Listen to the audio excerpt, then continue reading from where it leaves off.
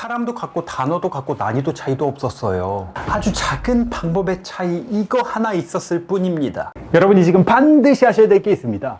구독, 좋아요, 도전 골든벨까지 해주실 거죠?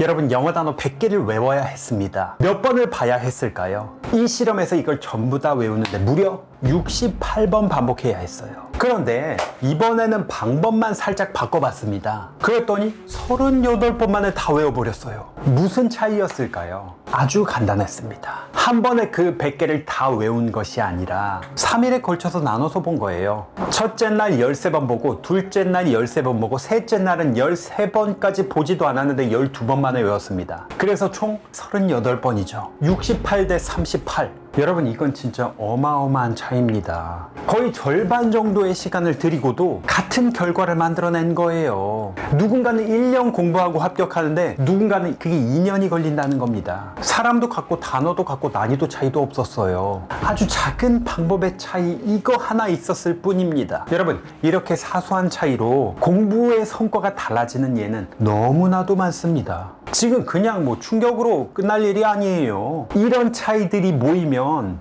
여러분들 성적뿐만 아니라 여러분들의 인생이 달라진단 말이에요. 그렇다면 여러분들이 이런 원리를 적용해서 효과적으로 지금 공부하고 있습니까? 누가 정식으로 좀 알려주던가요?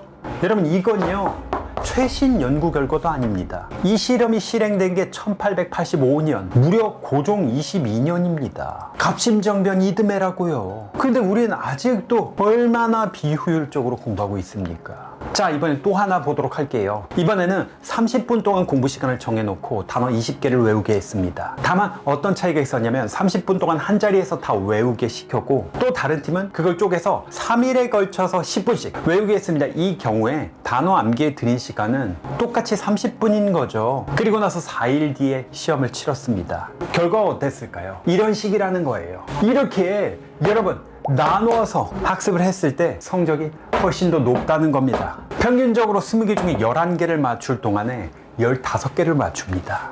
100점 만점으로 환산하면 같은 시간을 공부를 했는데도 지금 성적이 20점이 높아요. 이게 무슨 말입니까? 똑같은 조건에서 누구는 훨씬 빨리 그 공부를 끝낼 뿐만 아니라 성적 또한 훨씬 좋아요. 하지만 누구는 훨씬 많은 시간을 들였는데도 불구하고 성적은 오히려 더 안 나옵니다. 왜냐고요? 공부법을 모르기 때문이죠.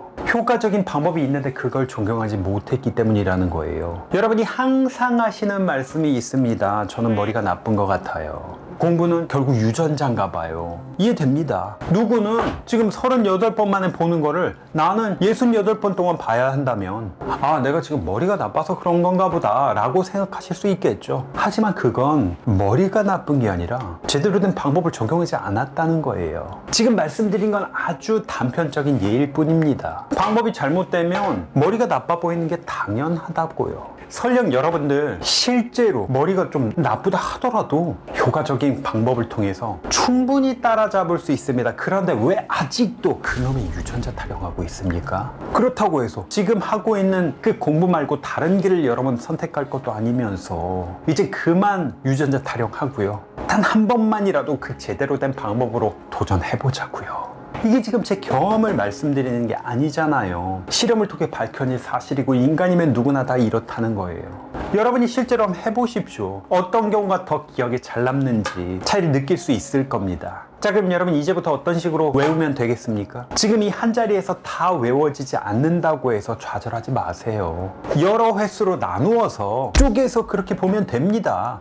원래 한 자리에서는 잘 안 외워지는 거예요. 그러니 여러분 그 머리 탓은 이제 그만하자고요. 내가 머리가 나쁜 것 같다 그렇게 느끼신다면 오히려 잘 됐죠. 그만큼 내가 여러 차례 쪼개서 자주 봐야겠구나 그 생각하면 될 뿐이라는 거예요. 그리고 여러분들이 이건 정해져 있어요. 유전자 때문에 이렇게 믿잖아요. 추후에도 말씀드리겠지만 실제 그렇게 생각하는 사람들이 실패합니다. 공부에도 실패하고요. 인생에서도 실패한다고요. 그 실험 또한 제가 추후에 말씀드려 볼게요. 자, 그렇다면 아주 극단적인 케이스도 한번 보도록 하죠. 8번 똑같이 공부를 시켰습니다. 한 팀은 8번을 보는데 수분에 한 번씩을 복습을 했고요. 또 다른 팀은 하루에 한 번씩 8일에 걸쳐서 봤어요. 또 다른 팀은 30일에 한 번씩 봤습니다. 총 공부한 시간은 똑같죠. 그랬더니 어떻게 됐냐, 이거 보십시오. 8년 뒤에 시험을 치렀어요. 몇 분에 한 번씩 본 이 학생들 6% 맞췄습니다. 하루에 한 번씩 본 이분들 8% 맞췄어요. 그런데 여러분 30일에 한 번씩 봤던 이 팀은 무려 83%를 기억해요. 물론 여러분들 공부한 내용 8년 뒤에 시험 볼 정도 이런 경우는 없어요. 아주 극단적인 케이스를 만들어서 일부러 실험한 것입니다. 원리를 지금 여러분들이 이해를 하셨나요? 한 자리에서 다 보는 것이 아니라 그걸 쪼개서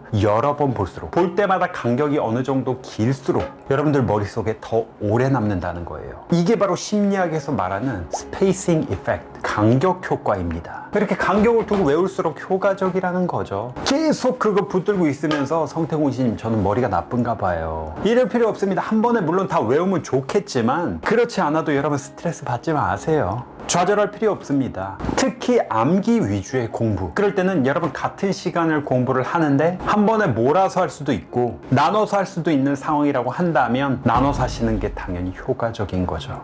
이번에 말씀드린 이 내용은요 아주 기본적인 원리 중에 하나입니다. 원리를 여러분들 이제 아셨으니까 얼마든지 적용해 보실 수 있고요. 자, 이게 끝은 아닙니다. 이걸 구체적으로 좀 정해 드릴 건데요, 어떻게 쪼개서 외우는 게 가장 효과적인지 알려드리겠습니다. 여러분 할 수 있도록 해드릴 겁니다. 여러분 할 수 있습니다. 여러분 할 수 있다고요.